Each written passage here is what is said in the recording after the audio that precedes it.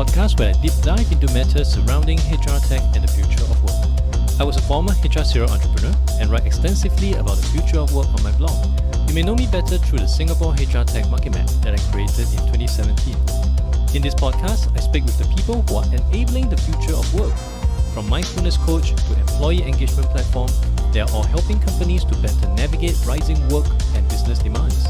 I'm hoping that sharing in this podcast will help you better prepare yourself and your business for what the future of work may bring. My guest today is Gary Gan. He is an experienced entrepreneur and marketer involved in the startup of several successful companies across a broad spectrum of industries. He is currently co-founder of JobKred, a skills intelligence platform that uses AI and data science to understand the evolving industry skills demand and guides people to close their skills gaps and navigate the future of work. JobKred is used by Fortune 50 enterprises, top-ranked universities, government agencies, and international aid agencies like the World Bank. Hi Gary, thank you for coming onto the show. Thanks for having me here. To start off, perhaps I would like to understand from you what exactly is skills inventory or skills intelligence? So I think the key thing that we have learned over our work with different companies is that a lot of them are starting on this journey of transformation. And the challenge is that a lot of them are starting from quite an initial base because they are maybe starting on the first time, or there's new context in the environment like COVID that is making it difficult for them. So they don't know where to start. That is the biggest problem. They don't know how to go about it. They don't know what direction to take. So that's why when we have this discussion with companies, we realize that it's almost, you're like taking medicine, right? You're feeling a bit sick. You don't know what's wrong with you, and you want to figure out what is the way forwards. So it's important before you take any medicine, like the training courses, like job redesign, whatever it is, you want to make sure what's your sickness first. So that's where skills inventory and skills intelligence comes in, where it's important to understand what is your current skills, where you want to go in the future, what your gaps are, and then take the right medicine to solve that. So that's why we focus a lot on making sure we help companies understand what's going on in their company by doing skills inventory and intelligence. That actually sounds quite complicated for any individual to begin with, because for myself, if you ask me what's my skills, I also wouldn't know. So how is it made better or easier for organizations to compute the skills of so many headcount at the same time? Yes, you're exactly right. That is the biggest challenge. What we call, or the company will probably call, change management, to get all this buy-in from the different stakeholders in the company, as well as get the work done. And what we try to do is to keep it as simple as possible. So we have to work with the company to define their competency framework and model first. So it is a little bit curated in a sense that this system is not focused on letting every single individual say that I have 1,000 skills in the world. It could be great. You could have like boxing skills or scuba diving skills from your past, and that's great. But you're looking at it from the context of the organization. So the first thing we do with the company is to limit the universe, to say that, okay, there's 30,000 skills out there. Which are the 300 or the 200 that are applicable to your company job roles and your company's people? And from there, we use this to work with the employees using a platform to validate these skills. So previously, companies may use Excel. They were like, I come up with this competency framework, and then I send to all my supervisors, all my staff, you have to rate yourselves. But it's very painful to do. Imagine you have so many tabs. You don't know which one is applicable to you. You have to look at all over the place and send back manually via email, and the process complicates. It's crazy. So that's why a lot of times nothing happens. We work with the biggest companies in the world, even Fortune 50 companies. They don't have all this data because it's so painful to go through this process. So that's why with a system that puts everything online, you go in 5 minutes as a supervisor, as a normal employee, you just say what skills you have according to the framework of the company, and you're done. So that creates that sort of efficiency and automation to get the results out. So it's not confusing. The biggest challenge is that it's confusing for the individual and for the supervisor. So we make it really limited universe, straightforward. You go in, you just say, I have this or I don't, at what level, and your work is done, right, at the first step. So that makes it fast. So contextualized to, of course, what you can bring to the organization. So your TikTok skills and all that may not be relevant and may not be apparent on the platform. And okay, so we settled on how an individual will be able to know his or her skills, or the same for the company. But what about new skills Yes, I want to acquire? And I think there's something on the top of many people's head, because when it comes to skills correct. acquisition, many people honestly is quite lost. Even for myself, I'm quite lost. Yes. I've clocked more than 40. So right now I have $1,000 sitting in my skills future credit account. I don't know Yes. where to begin. So Yes. how does your approach actually help companies to better understand, or help individuals to better Mm, understand, out of these 10,000 training courses, which allow me to acquire a million different skill set, which one should I mm. take? Yeah. So we're very proud that we've managed to get real results from our process, where we had companies who have 10 times more courses being taken compared to before. And why does that happen? We are solving the exact problem that you mentioned, where a person is confused. The person doesn't know what next direction to take. And that's why when I mentioned we limit the universe earlier on, that's a very important step. So we're not saying that TikTok is not important, all that other stuff, but you can reflect that in our system as well. But at this moment, the system is really built to help the company to firstly work with the business unit heads and with the HR and management to identify what they want the company to move to. For example, the company could want people to have TikTok skills, right? They could want a whole new e-commerce division, for example. And then we will help them to use our global data or a Singapore skills framework to create those job profiles. Let's say I want an e-commerce manager and I need to have TikTok skills inside. Then that becomes a template. And when the staff logs in, then they can measure themselves against that template. Straight away, they see that, the company wants a e-commerce manager or digital marketing manager with TikTok skill. Okay, what is TikTok skill? Okay, click on TikTok skill. It brings me to the courses that's linked in the system to MySkillsFuture or Udemy, Coursera, etc. And it shows the courses there. So it is really quite a limited universe. True, you can't put, I don't know, any other social media platform skill that the company doesn't want. So it is limited to the company's goals. But that helps you to also be very clear what the company wants you to do to get promotion. So you don't need to be so confused. End of the day, yes, it's more for company growth, but that will help you in your career growth in the company and also outside the company as well. So it's very targeted, it's very straightforward, and it reduces confusion for individual. And this may sound like a dumb question, but would such an approach be useful only for specific industries, specific occupations, or is this something across the board? Yeah, we actually found that it's something that is surprisingly quite across the board, because we worked with traditional industries like logistics, even drivers. You can imagine, drivers, they don't need a drive. They don't need to know anything else.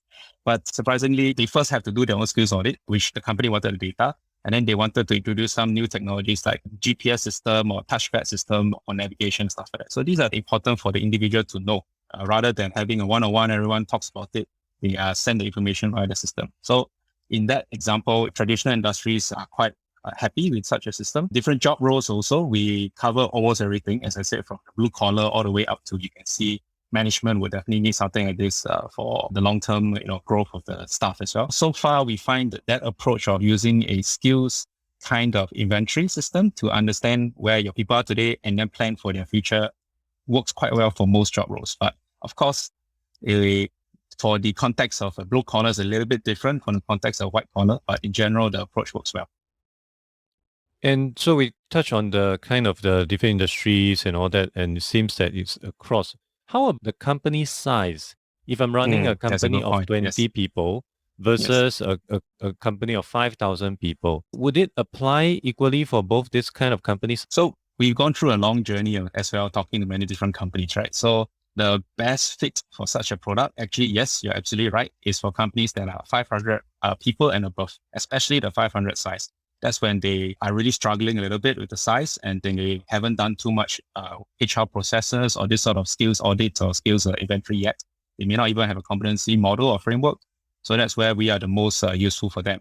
But we've also worked with the largest, companies in the world, even large local enterprises like one of the biggest telcos here, and they are still struggling to implement their competency framework and do their skills assessment. So yes, we are a little bit suitable, better for the larger companies. But I was recently at the SNAP forum for SMEs talking about what we are doing for training needs analysis in partnership with SNAP. So the smaller companies, their biggest challenge is practical, right? How do I make more money? How do I save more money? And in this case, specifically, how do I get skills gap analysis out? Why is the skills gap analysis out important for them?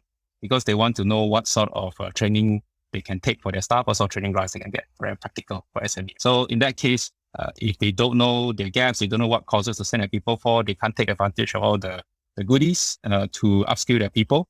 So that's where we are working out a very quick, straightforward 30-day, 90-day program to get the training needs analysis out for our company. Not needing to use any human being intervention. Everything is online. You just go through, you get your training needs report out, and then you can look for training providers or look at the training providers on our system. So it's a very focused use case. We're not talking too much about skills inventory for a 30 to 50-person organization. It's just straightforward. Do your assessment quickly according to Singapore Skills Framework, for example, and then you get your skills gap, and then your people can go for training. So it's very targeted for small companies, but for big companies, of course, we do the full suite of services. And when it comes to, especially for smaller companies, I do still get in touch with some business owners, but the sense I'm getting is even until today, there seems to be quite a fair bit of reluctance to spend too much on training. Correct. And of course, sometimes they will cite to me, if I train them, then they leave. It's a waste of money. What is your take on this? And what message do you have to share with business owners that still think that way? So I think for small owners, right, small business owners, right, they may not be so focused on training. That's true. They are worried that people leave, etc. But I'm a small business owner myself. We are a startup. One of the things that worries us a lot is one, retention of people. It's not easy to find people nowadays, especially locals, to come and join a small company. So every time someone leaves, it's a very painful process to hire and retrain and get them up to speed again. And it slows the company down a lot. So I really want to make sure I retain my people. That's number one. Second is that I want to make sure that I'm ahead of the competition. Right? So in this day and world, you have massive competition all over the place. Like we are the competition from startups in US, Canada, UK that are coming to fight in the Singapore market.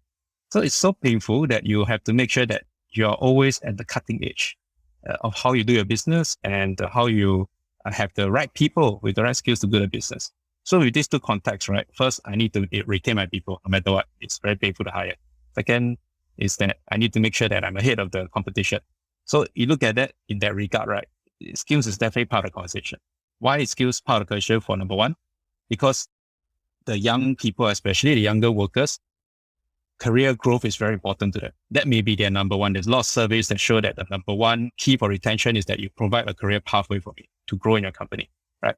From the first interview with the fresh graduates, they already asked me this question. So this is on the mind of every single fresh grad. So it's important to at least have a pathway to help the individual to see and self-service, hopefully with a platform. If not, at least have a pathway to let the person see that there is a growth potential in the company. The company may not be looking at, let's say, giving you like $5,000 of training credits. That's fine, but at least that I know that my next step is like that.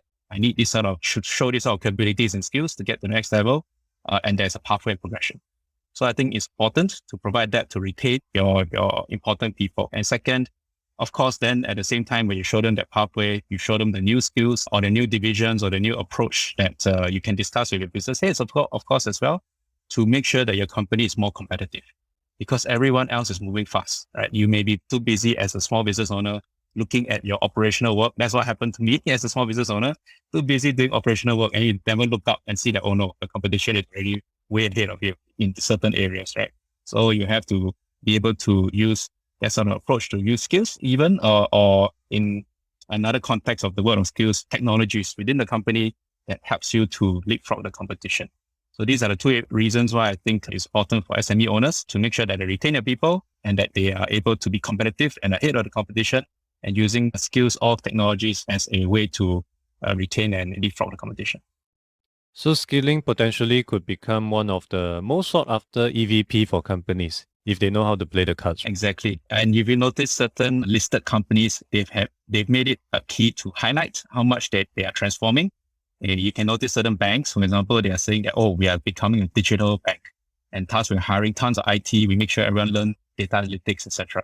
So that matters to millennials, and it matters to certain people who want to see a progressive company as well. And of course, that reflects in their stock price. Their stock price went up a lot.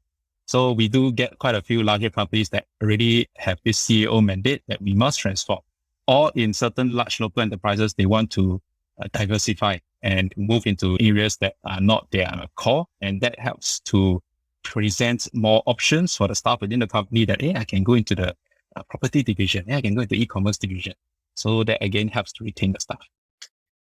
For companies that are new to this approach but is keen to start, what are some of the things that you believe they should be mindful of in order to try to make this process as smooth as possible and try to avoid some of the missteps or common mistakes? Correct. So I see the biggest problem among all the companies we work with, right, is that again, it's the maturity curve. They don't know where to start, and thus they maybe take steps that are way downstream first. So a lot of times we hear that, hey, I heard you all got a lot of data. Can you show me like all the data on all the different industry and all the job roles around different parts of the world? And then you realize that they don't have the people to take advantage of that data, and they don't have the time and process. So I'll give you a real example. So we met a property developer company in Singapore, and they wanted to expand into asset management, into all sorts of different things around property development. And they asked us these questions. But then when we talked to them more, we realized that most of their staff are more traditional staff. They're not so used to technology as well. And then they wanted these business unit heads, old school business unit heads, to be the ones to say what are the skills and capabilities they need in those new divisions. So imagine if you overwhelm them with so much, they're just going to say, hey, this thing very complicated, I don't want to use it. So that's the same case we see in not even the local companies, the bigger companies as well. When you show something that is very high tech, very complicated, a lot of data, it looks nice, but in practical applications, especially when you bring in the supervisors, business unit heads who got like 1,000 other things to your change management, your implementation and tasks, we see that when you put basically the cart before the horse, when you try to put all the downstream work, or you put too much emphasis on other parts in front, instead of easy implementation and getting things out across the company fast, then you end up having a lot of roadblocks. And that's even when they are working with us. So we have seen many companies who tried to do certain things on their own without any to help them, or without technology. As I said, some companies use Excel to send out the competency frameworks to get the buy-in and approval. It just doesn't happen. So that's why the companies can take 3 to 4 years just to implement a simple competency model for one department. And that's not, that's real data from some of the bigger companies we talked to. So the worst thing that is happening here is that you're losing. As a small company, even, or as a big company, you cannot afford to lose time anymore. Everybody is going to overtake you. So the point is that it's not even the cost savings. Of course, we can do much better cost savings. It's not even the depth of data. Is that using such a partner to help you? Of course, we don't just bring technology, we bring the expertise of our team to help you get all this done. You save a lot of time. You get things done faster. You can move faster, be more agile in your change of your company and your people. And that gets you to where you need to go. So rather than thinking about all the very big long-term, like I want the most best universe of skills, I must have the system able to do X, Y, Z, because I'm doing that now, rather than focusing on all the downstream. Why don't we do the upstream first, to do a simple process to get buy-in from your business unit heads, and then get the skills inventory properly done. And then from there, you can think about what's your next steps. I think that's important for everybody starting on this journey to really think about what is the key to get done now rather than later. And how do you envision the future of skills, with skills intelligence progressing, and of course with government coming in to play a huge part? What is your dream state of how things will eventually evolve to become? Yes, you mentioned yourself earlier on, right? That as an individual, you're confused. The individual doesn't really know what is your current skills and what you should move towards, and same for organization as well. So I hope through our work to really have that sort of depth and breadth of skills knowledge across different organizations, and see how that has panned out and changed, that we can be a system that can reduce this sort of confusion and help to guide individuals as well as companies to be a little bit clearer on the future. So as I said, the first kind of analogy is I want to be a doctor that comes and does regular checkups for you, rather than wait until you have cancer, right? Or wait until you're critically ill.